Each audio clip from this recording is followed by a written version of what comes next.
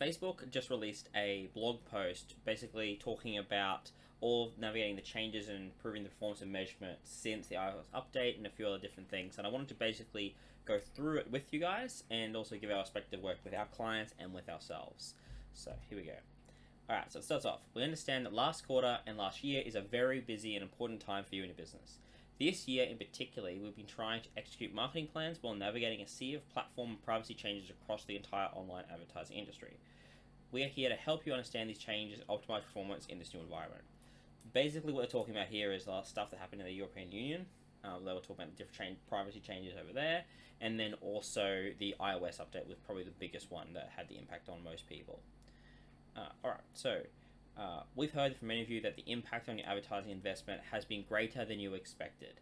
The costs of achieving your business outcomes may have increased, and we've also gotten harder to measure your campaigns on our platform. I totally agree with this. I think that they really undersold the importance of how big the iOS update was going to be. I think that they introduced Conversion API when they did this, and they didn't really tell everyone or express how big of a change this was going to be. I think that they thought even internally that this was all going to be fine and they were going to have it solved, but they really didn't. I don't think they either were completely stupid and didn't realize how big it was going to be, or they didn't do a really good job of communicating to everyone else how big it was going to be themselves. Alright, in some cases, this is due to the underreporting on our part. This is an estimate that it is in Arrogate, and we are underreporting iOS conversions for approximately 15%. However, there is a broader range of individual advertisers. We believe that the real-world conversions of like sales and in-app installs are higher than what has been reported for many advertisers. We've seen this with a lot of our clients, that since the iOS update came on board, a lot of their ROIs have dropped significantly, and a lot of the conversions that we were getting are now no longer showing up on their report. So it looks like their campaigns are doing worse than what they are, yet their overall revenue numbers are doing still the same or climbing. So we've certainly seen this ourselves, and in the actual process of blowing these things out, is that usually what our ROI investments would usually be getting for our ads have now dropped down significantly. So I would say 15% is probably conservative on their part, to be perfectly honest. I think it was going to be, from our experience, I believe this could be a lot higher than 15%, but yeah, they're saying 15%. Alright, we're on this journey with you, the businesses navigating adoption of these changes. As we noted during the earnings call in July, we're expecting to increase headwind and platform changes, notably with the recent iOS update. To have greater impact on third quarter compared to second quarter, we know that you are experiencing greater impact than we are. Alright, blah blah blah. We are optimistic about our multi-year efforts to develop new privacy-enhancing technologies that maximize the amount of personal information we process while still allowing us to show personalized ads and measure effectiveness. Basic Facebook stuff, collect information, advertise to people. Those efforts would take time, but then the actions would maximize performance, blah, blah, blah, blah. Alright, to take a share of these details, these actions, as well as step into the proactively taking step. We're working hard to ensure that these impacts are made before holiday season. Yeah, we'll see whether they get there or not. Alright. Actions we are taking now. We continue to adopt our systems to help you reach your customers, improving your business outcomes and deliver conversions while honing our customer privacy. Or honoring customer privacy, sorry. As you build your campaigns, you'll keep these best practices in mind. Allowing time before you analyze your performance.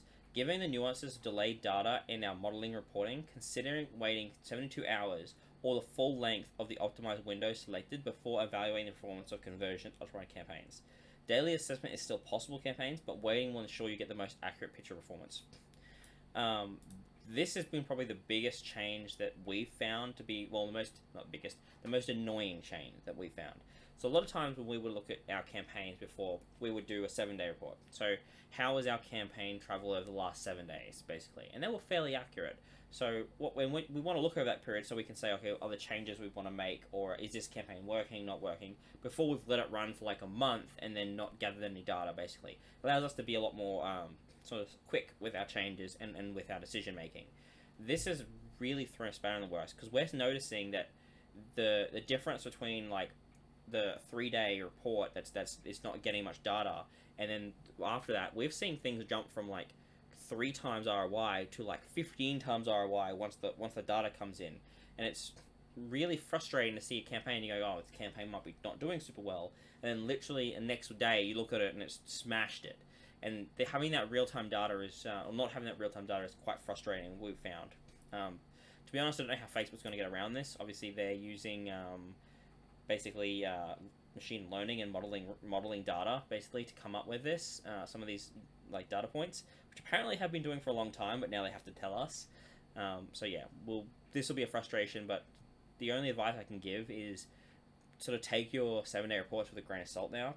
Potentially, we're looking at potentially just doing last week reports or things like that to try to get more accurate data when our campaigns are doing well. Alright. Analyze campaigns, not creative. Where possible, analyze reports at a campaign level while ad sets and assessments are still possible. Some estimated conversions are aggregated and the report with a delay. Please take this into account when assessing your ads performance. This one is, again, one of those little frustration ones. What you want to be doing with doing ads is you want to be A/B testing, basically. Going, is this piece of creative doing better than this piece of creative? And you can still kind of do that, or still, like, pretty accurately do that, but you can't see the exact data anymore. Because it's using modeling reporting, it's going to be doing some of that on the campaign level, not just on the ad creative level. So where it actually assigns where that person got converted from might be a little different now, basically. Setting up Conversion API. Conversion API creates a simple and reliable, safe connection between your marketing data and websites, just offline conversions, Facebook, blah, blah, blah. Basically what this is, the Conversion API, setting this up with your website is incredibly important. So what's happened is that with the iOS updates and a few others, what's happening is that Facebook used to go through the browser to get information, basically. So it used to say, let's say they're using Safari, they go, hey Safari, I'm sending you this person to this website, can you tell me if they purchased or not?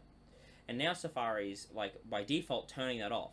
So Facebook can no longer go to Safari and say, hey, this person buy, and Safari's like, maybe not, we know, but we're not going to tell you.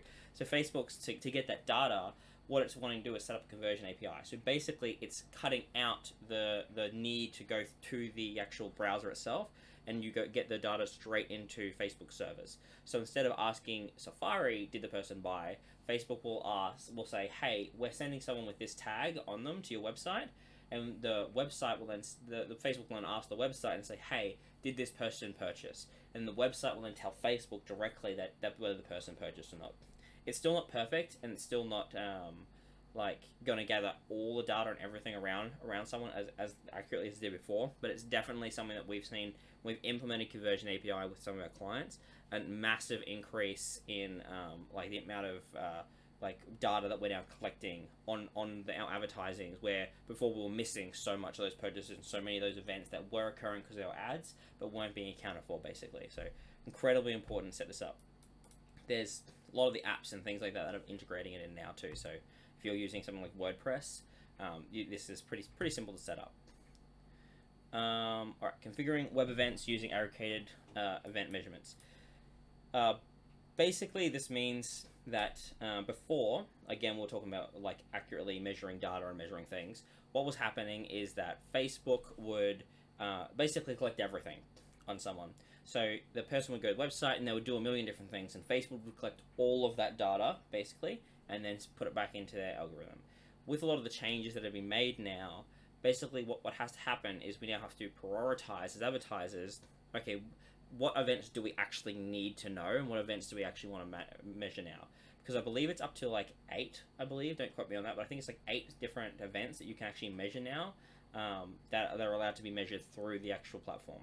I'm not 100% sure whether this is a legal privacy issue or whether it's just Facebook literally trying to streamline data coming directly into their servers. I'm not 100% sure of that.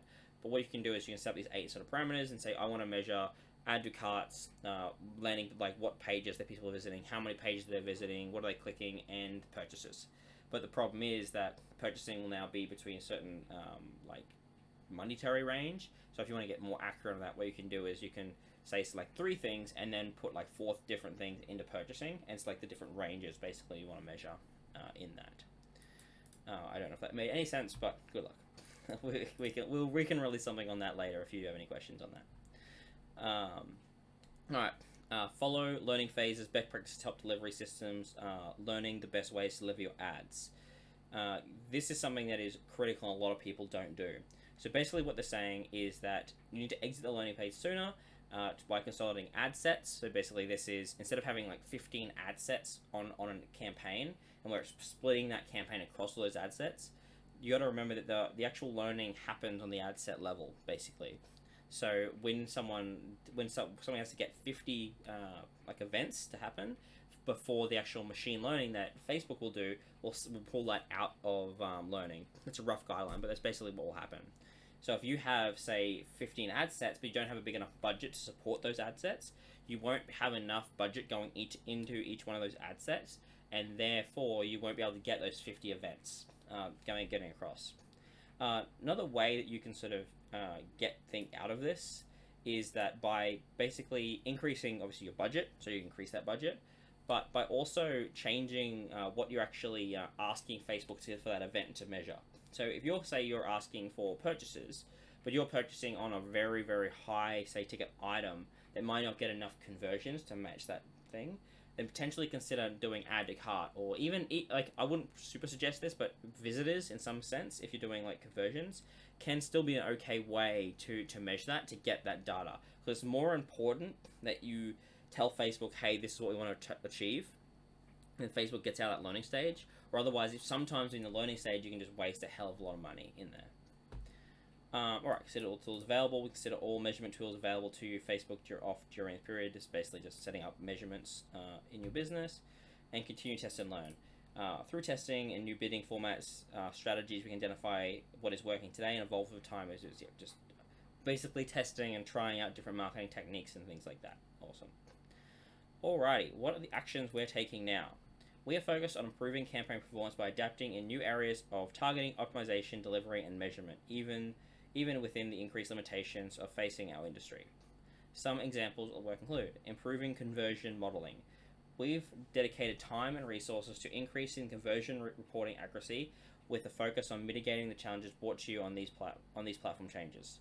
Since July, we have expanded our conversion modeling capabilities in our default arbitration settings of 7-day click rollout, improvements across 1-day click arbitration to improve conversion reporting accuracy. Yep. Earlier this month, we expanded our modeling reporting for website purchasing conversions. You may have also seen increased reporting conversion values as the associated metrics like return on ad spend, etc. Yep. So basically, what they're saying is they're doing a better job of what they should be doing. Accelerating our investments in. Yep. Okay. All right. This is gonna be good. In advance to 2021 holidays, where we're accelerating our investment to address known reporting gaps, such as enabling view through arbitration of apps via our scan, and making view through arbitration of default web events. But basically, they're investing in making their platform better. Great, good for you guys.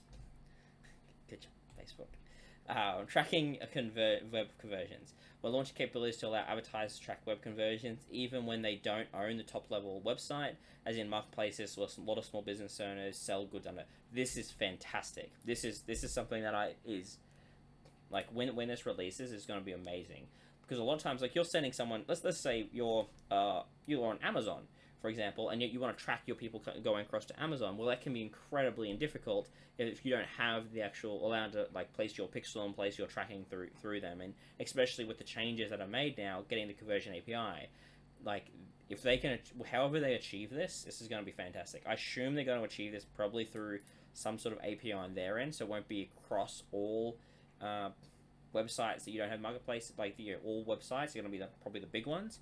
But how they do this is a fantastic thing they're doing. Enhanced measurement. We are extending our ability to measure in-app conversions of scans it cannot track, enabling measurements app, blah, blah. Yep, so making the things better. And we're adapting quickly after we discover bugs. Right. Okay.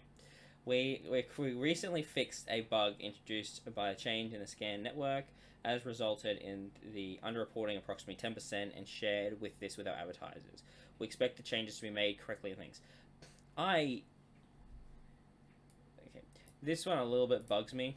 because Facebook has bugs that we encounter bugs all the time on Facebook that seem to never get resolved. There's been a bug on Facebook that's been around for like years, like with getting like with comments, and especially when they're doing the A/B testing for going across to like their new business suite. So hopefully this means what this means is they're going to address bugs a lot better and a lot more. Because a lot of times I feel like this is an area they don't seem to care that much about. But anyway, hopefully it's a good sign for the future.